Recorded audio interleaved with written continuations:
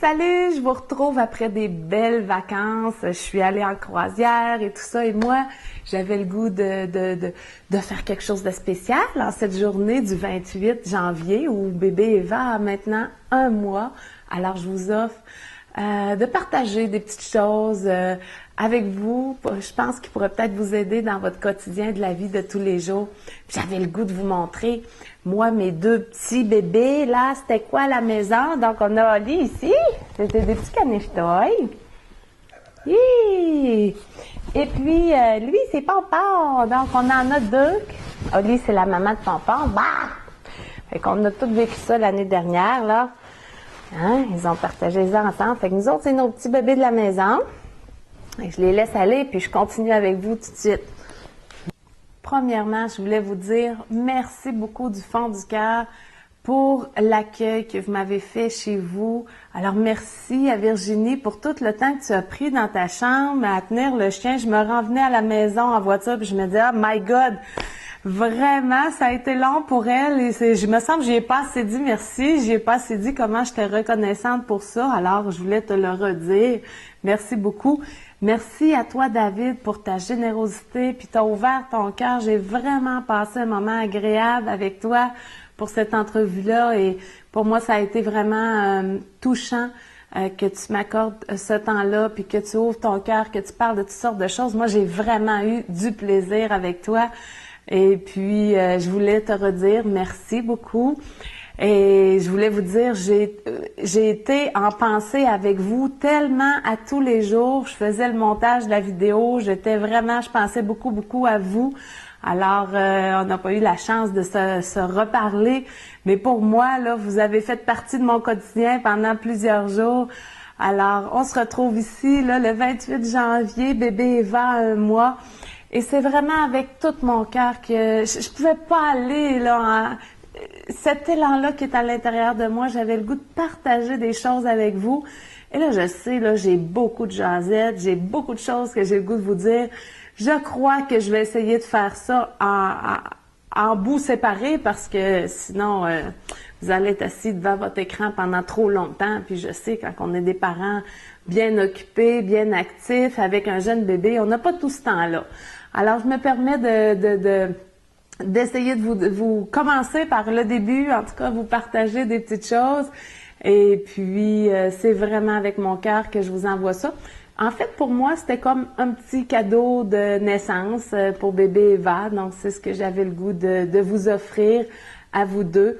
Et puis, vous êtes vraiment libre de faire ce que vous voulez avec ça. Mais moi, c'est mon élan du cœur et c'est ce que j'avais le goût de partager avec vous. Et je crois que dans les choses que j'ai le goût de partager, il y a sûrement quelque chose qui va pouvoir vous aider dans votre quotidien et tout ça, dans votre vie de parents. Je ne sais pas comment vous vivez la vie maintenant, mais je sais que plusieurs parents ont apprécié recevoir ces informations-là. Donc, ça prendra le sens que ça prendra dans votre vie maintenant, mais moi, je le fais avec tout mon cœur. Alors, j'avais le goût de vous partager comment, finalement, ça se passe pour petit bébé qui arrive dans son nouveau monde. Hein? Donc, ça fait maintenant 1 mois qu'Eva est avec vous. Vous avez pris, déjà, je suis certaine que vous avez appris à reconnaître des signes. Vous avez une communication qui s'est établie entre vous et votre bébé. Il y a peut-être même une petite mini-routine qui s'est installée. Mais on dit quand même que c'est les 6 premières semaines où il y a vraiment une intensité qui est présente, où on peut s'attendre à tout pendant ce temps-là. Et surtout, la période du soir avec les bébés. Donc, c'est la période où les bébés vont être le plus demandants. Et ça, c'est normal, ça arrive chez tous les bébés. Donc, c'est ce qu'on appelle la chronobiologie, en fait. Ça vient un petit peu de nos ancêtres très lointains. Hein? Les nomades, on pouvait déjà voir ces cycles de sommeil et d'éveil-là chez leurs rejetons. Donc, comment ça se passait? Une petite routine pour eux à l'époque. Les bébés, vers les petites heures du matin, se réveillent, maman est disponible. Alors, ils vont prendre le sein, ils vont être éveillés, ils vont avoir besoin de communiquer avec nous. Et après ça, les groupes de nomades, ils partaient à la marche pour la journée. Donc, le matin, les bébés dorment et ensuite arrivent dans l'après-midi où ils sont un petit peu plus éveillés, mais il va y avoir quand même des siestes à cette période-là. Et quand on arrive à la période du soir, à partir du moment où la mère est disponible, à l'époque, donc les bébés demandaient. Maintenant, là, tout ça, c'est inscrit dans nos gènes. Alors, qu'est-ce qu'on peut voir pour nos bébés aux petites heures du matin? Souvent, les bébés vont s'éveiller, vont demander, ils vont bien dormir pendant l'avant-midi. Dans l'après-midi, ils vont être éveillés un peu plus. Et quand on arrive à la période du soir, c'est là que bébé va demander, va pleurer. Donc, on peut voir des périodes, des petites périodes de sommeil entrecoupées, parfois de pleurs, de demandes. Ils veulent le sein, ils veulent boire. C'est très caractéristique et c'est comme ça chez tous les bébés. Donc, la période la plus intense, on dit aux alentours de 5 heures à 10 heures, à quelque part là-dedans. Hein, c'est pas obligé de durer tout ce temps-là. Mais, et des fois, il y a des bébés qui vont être décalés. Ça va commencer à 8 heures le soir, ça va finir à minuit. Mais la période du soir est une période plus exigeante et c'est comme ça pour tous les bébés. Alors, quand on sait que c'est normal, que ça fait partie des caractéristiques des sommeils d'éveil du bébé, c'est rassurant, je trouve. On se pose pas de questions. C'est pas parce que maman manque de lait, c'est pas parce que bébé a un problème en particulier. Donc, c'est très caractéristique. Et tout ça, là, c'est quand on sait que c'est normal, on se pose moins de questions. Ça nous permet d'entendre les pleurs de bébé de façon différente aussi. Puis je vais vous parler un petit peu plus loin des pleurs de bébé. Mais une chose, par exemple, qui est vraiment, vraiment, vraiment importante, et là, je m'adresse plus à Virginie, mais David, tu pourrais être le maître de ça, le gardien, finalement, du bien-être de Virginie, c'est d'arriver à cette période-là du soir reposé. C'est comme si le chiffre de travail, maintenant, au lieu de travailler de jour, on travaille de soir. Donc, quand on a un jeune bébé, là, la période où la journée de travail commence, où le bébé va être plus demandant, c'est la période du soir. Alors, qu'est-ce qu'il faut faire à ce moment-là? C'est vraiment prévenir la fatigue en se reposant le jour. Donc, le matin, quand bébé dort, c'est pas le temps de faire le grand ménage ou d'aller faire tous les achats. C'est vraiment le temps de se reposer, de refaire le plein aussi, parce que bébé va avoir besoin à son tour le soir. Et moi, mon copain, mon mari travaille le soir. Et après le dîner, il va toujours faire une sieste parce que ça serait pas possible pour lui de travailler jusqu'à 3 heures le matin, donc faire son chiffre sans se reposer. Et ça devrait être un peu la même chose pour la maman, donc de prévoir un repos. Si je réussis pas à dormir, c'est pas grave, je m'allonge, au moins je peux récupérer à ce moment-là. Ça va permettre de prévenir des fatigues qui s'accumulent avec le temps parce que les nuits que vous avez maintenant ne ressemblent plus aux nuits que vous aviez il y a quelques semaines. Donc, c'est important de prévenir la fatigue. La prévention est la meilleure chose, mais je sais que ça peut être difficile parce que moi, là, j'étais la première. Hey, dormir le jour, c'est-tu assez une perte de temps? Qu'on a plein de projets, puis plein de choses qu'on aimerait faire, mais croyez-moi, pour avoir accumulé la fatigue puis avoir vécu l'autre côté de la médaille, c'est tellement important de travailler avec la prévention. Et puis, on s'en remonte tellement plus vite et on retrouve notre vie énergique et tout ça beaucoup plus rapidement. Alors, ça veut pas dire de rester en pyjama toute la journée, là. Ça veut dire d'être capable de, oui, aller prendre des marches, tout ça, mais se prévoir des moments de repos pour arriver à la période du soir, qui est la période la plus intensive, où ça va ressembler à bébé demande, bébé se réveille, il veut boire, prendre le sein, être sécurisé, être pris dans les bras, il s'endort peut-être 30 minutes, il se réveille, il va en redemander. Alors, si tu allaites Virginie, ça n'a rien à voir avec le manque de lait, etc. La production est là, c'est vraiment caractéristique de tous les bébés. Maintenant, j'ai une autre petite question pour vous. J'ai le goût de vous demander, est-ce que vous savez quelle est la plus grande compétence de Eva? Petit bébé Eva, sa plus grande compétence. Eh bien, la plus grande compétence de bébé, c'est de pleurer. Les pleurs sont le seul moyen de communication de bébé. Oui, il peut communiquer avec des petits gestes non verbaux, mais son langage à lui, c'est les pleurs. Jusqu'au moment où il va apprendre à parler avec des mots, mais même quand bébé grandit, les enfants, ils font des crises de pleurs et des crises. Les pleurs et les crises des bébés et des jeunes enfants sont une méthode de communication. Vous savez, pour bébé, de pleurer, c'est comme s'il fait un appel à la mère. Donc, le bébé a été programmé, OK, pour retrouver sa mère. Donc, les pleurs servent à avoir réponse parce que bébé naît immature. Donc, le bébé, quand il vient au monde, si on le compare aux autres mammifères, aux autres espèces, la majorité des bébés vont être capables de se déplacer pour aller boire vers la mère. Il y en a que ça va être dans les heures qui suivent leur naissance, puis il y en a que ça va être quelques jours suivant la naissance. Par contre, nous, êtres humains, le bébé humain, lui, va être capable de se déplacer, de marcher, de se diriger.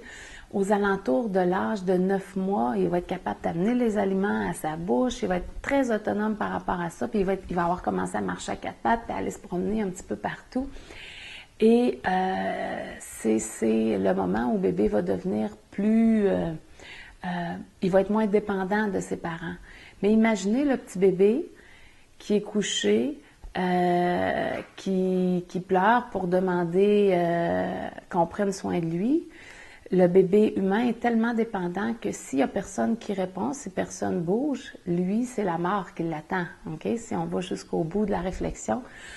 Par contre, le bébé est vraiment programmé. C'est comme quand il pleure, c'est comme s'il composait le 911. Alors, quand bébé pleure, il compose le 911. Alors, s'il a une réponse, bébé se sent soulagé, il se sent compétent, alors c'est bon pour son estime de lui parce qu'il se dit « Ah, moi je suis un bébé compétent, je suis capable parce que quand j'ai fait mon appel de mes besoins, j'ai eu réponse à mes besoins. » Alors on répond rapidement aux besoins de bébé parce que c'est un système de communication qui s'installe entre vous et votre bébé et tout ça.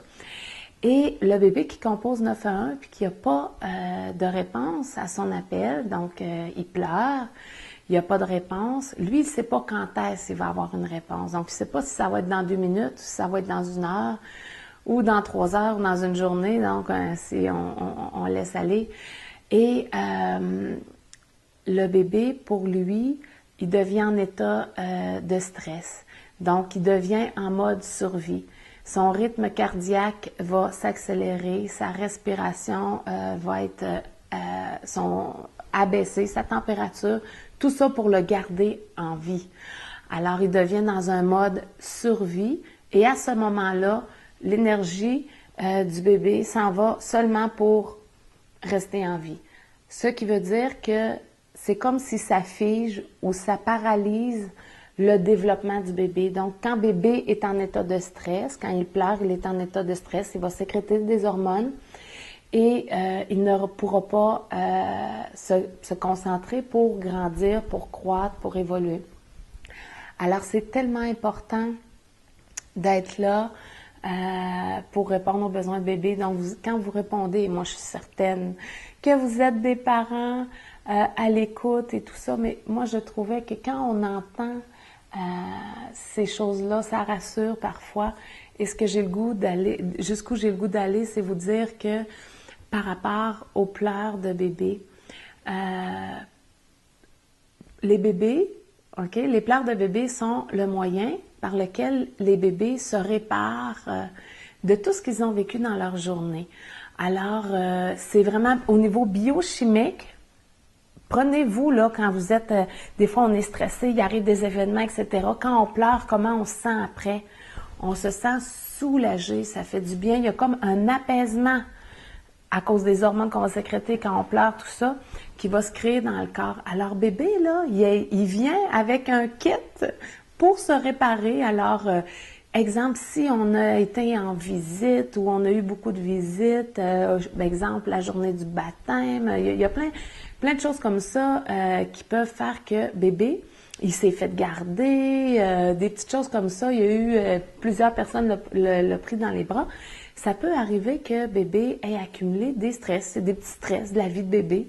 Et quand bébé arrive à la période ou avec les personnes avec qui il se sent confiance, hein, vous remarquerez, là, souvent les gens qui vont garder bébé, ils vont dire ah, ça a super bien été, tout ça. Et quand vous arrivez, bébé se met à être chigneux, il me semble il n'a pas l'air de se comprendre. Bon, il peut arriver qu'il va faire des crises de pleurs. Et vous savez, c'est parce que bébé attend d'être avec les personnes avec qui il se sent en confiance pour se laisser aller. Donc, c'est un signe de confiance quand bébé fait ça avec vous. Et moi, ça m'avait tellement rassurée quand j'avais appris ça, justement, dans une des formations que j'allais suivre. Bébé avait presque une année quand je suis allée faire une formation, et puis c'est une formation de plusieurs journées. C'était la première fois que je me séparais aussi longtemps de bébé et tout ça, et je revenais à la maison, là, je le reconnaissais presque pas, tu sais, il était vraiment, puis là, ça me faisait quelque chose, j'avais le cœur qui serrait le lendemain matin quand il fallait que je retourne à la journée de formation, puis à la 4e journée, on nous parle des pleurs de bébé et tout ça. Et là, jamais plus j'ai écouté les pleurs de mon bébé de la même façon. Donc, ce qui est suggéré, c'est d'accueillir bébé, hein, parce que quand bébé pleure avec vous, c'est comme si il exprime ce qu'il a à partager. Donc, premièrement, il va libérer les stress qu'il a accumulés dans sa journée. Et les pleurs, là, il y a comme 2 pleurs de bébé. Il y a les pleurs où premièrement, on va aller vérifier, est-ce qu'il y a chaud, il y a froid, il y a faim, il y a besoin qu'on change sa couche. Donc, bébé, quand il pleure, il exprime un besoin. Et quand on a vérifié tous les besoins et qu'on sait qu'apparemment tous les besoins ont été répondus, alors Terry Brazelton, lui, qui est un médecin pédiatre qui a écrit des livres intéressants sur le sujet, raconte que l'autre type de pleurs, c'est qu'on a l'impression que les bébés pleurent sans raison. Alors, à ce moment-là, et lui, il dit que les bébés peuvent pleurer en moyenne jusqu'à 2 heures par jour, à 2h30 par jour, sans raison. Ça veut dire que tous les autres pleurs où bébé exprimait la soif, la faim, besoin d'être pris dans les bras, sécurité, etc. Et le 2h30 de pleurs de plus dans une journée, c'est des pleurs sans raison apparente. Mais en fait, ces pleurs-là, c'est des pleurs pour justement libérer le stress, se rééquilibrer au niveau biochimique et communiquer. Donc, à ce moment-là, on prend bébé dans les bras et on l'écoute. Et moi, je fais toujours l'exemple. Je suis certaine que ça vous est déjà arrivé où vous arrivez de travailler, il s'est passé des choses dans votre journée, et puis là, par exemple, Virginie, tu as le goût de raconter ça à David, et là, David n'est pas disponible, il y a quelque chose en tête, il y a des choses à régler, alors là, toi, t'attends, et là, au bout de 30 minutes, tu te reprends, bon, j'aimerais ça te parler de ma journée, et mettons qu'il n'est pas encore disponible, je ne sais pas si ça arrive, mais en tout cas, on s'imagine, et là, tout à coup, tant qu'on n'en a pas parlé, on dirait qu'on reste avec ça. Et à partir du moment où j'ai pu le raconter, j'ai pu partager ça de ce qui s'est passé dans ma journée, pouf, c'est passé. Et vous savez bien, les filles, on a juste besoin d'en parler, on n'a pas besoin de trouver des solutions. Alors, c'est exactement ça. Donc, le fait de le communiquer fait en sorte que c'est comme libéré, la tension est plus là, puis on est disponible, passer à d'autres choses. C'est la même chose pour les bébés. Les bébés ont juste besoin de le raconter, ils ont juste besoin de le dire, et c'est par les pleurs qu'ils sont capables de le partager, de le communiquer. Alors nous, comme parents, on a juste besoin de les prendre, puis les écouter. Puis moi, j'ai jamais réécouté les pleurs de bébés de la même façon. Le défi, par exemple, c'est quand on se retrouve en compagnie de d'autres personnes, parce qu'on dirait que dans notre société, les pleurs de bébés, on veut les faire taire, puis on fait tout pour les taire. Parce que on veut pas déranger, surtout si on est ailleurs, surtout si on se retrouve en public, surtout s'il y a de la visite, on veut pas déranger. Vous savez, les pleurs de bébé, un bébé qui pleure, c'est pas un bébé qui ça n'a rien à voir avec la compétence de maman. Il y a des bébés qui ont besoin d'exprimer plus de choses dans leur adaptation, dans leur nouvelle vie. C'est tellement un grand changement pour bébé d'arriver dans la vie ici. Alors, il y a, comme nous, les adultes, il y a des personnes qui vont avoir plus besoin de temps pour s'adapter à une nouvelle vie, hein, qui ont besoin, que c'est plus difficile de s'adapter au changement. Puis il y a d'autres personnes que ça se fait doucement. Alors, tant mieux si vous avez un petit bébé qui va doucement, mais si c'est pas le cas, il faut juste se donner du temps. Et c'est vraiment dans les premiers mois de la vie que bébé va... Il y a tellement de choses à apprendre, ce bébé-là. Donc, il se retrouve, hein, il est venu au monde. Puis moi, je fais parfois le parallèle aux parents. Imaginez-vous, je vous prends là maintenant à l'instant. Je clique des doigts et je vous débarque en Chine. Seul. Complètement seul. Seulement avec les vêtements que vous avez sur vous. Vous ne parlez pas la langue. Vous ne connaissez personne. Comment vous vous sentez? C'est un peu déstabilisant. Et de quoi vous auriez le plus besoin? Et souvent, les gens vont me répondre, j'aurais besoin d'un guide.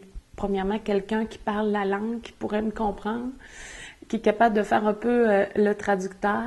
Quelqu'un qui va me permettre de me trouver un lieu pour dormir où je vais être en sécurité. Qui va me permettre de trouver un endroit où je vais pouvoir avoir de la nourriture, puis si c'est possible, qui ressemble un petit peu à ce que je suis habituée de manger. Et donc, j'ai besoin d'avoir réponse à ma sécurité de base, donc la nourriture, la sécurité physique, tout ça, mais au-delà de ça, si je me donne du temps, alors si je vous laisse là, les premières journées vont être difficiles, il va y avoir une adaptation, tout ça. Mais si je retourne vous voir après 6 mois, après une année, vous allez avoir appris le langage, vous allez avoir fait vos habitudes, vous allez vivre sur le même rythme que eux, vous allez avoir découvert, vous êtes habitué à la nourriture qu'il y a là-bas, tout ça. Donc, la vie après 2 jours d'une vie là-bas, il va y avoir une différence avec la vie après 6 mois, après 1 mois, après 6 mois, après une année. Alors, il faut vraiment savourer ça, il faut vraiment accueillir ça, puis être empathique par rapport à ce que vit bébé dans sa nouvelle vie. Maintenant, je crois que c'est assez dit pour aujourd'hui. Retenons un petit peu ma jasette et puis je me reprendrai une prochaine fois où j'ai le goût de vous partager d'autres petites choses qui, je pense, pourraient vous aider. Et d'ici ce temps-là, je vous souhaite de profiter, savourer tout le bonheur avec votre bébé, malgré l'intensité et les difficultés. Puis je sais qu'il y en a, c'est à différents niveaux. Moi, mon premier bébé, j'ai trouvé que ça coulait, la vie. Il me semble qu'il est entré dans notre vie. On n'a presque pas vu la différence et tout ça. J'ai été tellement surprise, moi, par le sentiment agréable. Je pensais pas aimer ça tant que ça, être une mère, par ce lien d'attachement-là qui a été là. Et c'est vraiment, au deuxième, je l'ai senti un peu plus difficile avec la fatigue qui s'accumule et tout ça. Et donc, mais c'est tellement différent d'un bébé à l'autre et puis d'une personne à l'autre. Alors, il faut juste accueillir ce qui est là, accepter que c'est un moment, puis c'est une transition. Hein? Je vous ai donné l'exemple de la Chine, donc le temps de s'adapter pour bébé, mais pour vous aussi comme parents. Donc, c'est une période de transition, c'est une période d'adaptation. Ça change au fil du temps, donc l'intensité qui était là la première semaine, je suis certaine qu'après 1 mois, vous voyez déjà une différence, ça évolue et ça va continuer d'évoluer. Puis je vous dirais, là, tout le processus se fait au courant de la première année de vie. Et quand on souffle la première chandelle sur le gâteau, souvent, là, on a comme le plus intense, le plus difficile est passé, puis il y a des moments d'émerveillement pour chaque petit moment, pour chaque petite chose. Alors, les premiers sourires, toutes les premières choses qu'ils vont faire, on s'émerveille, c'est merveilleux. En même temps qu'à l'intérieur, des fois, on peut sentir des moments de fatigue, ça peut être d'intensité, de se demander à quel moment ça va terminer, le défi qui se présente à ce moment-là. C'est juste de savoir que ça passe, ça évolue, ça change, puis rester connecté avec ça, puis savourer tous les instants dans le moment présent. Là-dessus, je voulais aussi, je vais vous donner le lien pour une petite vidéo qui dure 3 minutes 20 secondes avec un docteur Neil Berman qui est vraiment pour moi une belle référence. Lui, il travaille en Afrique du Sud, mais il parle d'attachement au bébé, il parle aussi beaucoup du portage peau à peau. Mais je vous laisse une petite vidéo sur l'intelligence émotionnelle des jeunes bébés. C'est en anglais, mais je pense que ça devrait être correct pour vous pour entendre ça. Et il a tellement des beaux enseignements, donc j'avais le goût de vous le partager ça aussi. Alors, au plaisir de vous retrouver à un autre moment. Puis d'ici là, savourez tous les instants. Bye bye!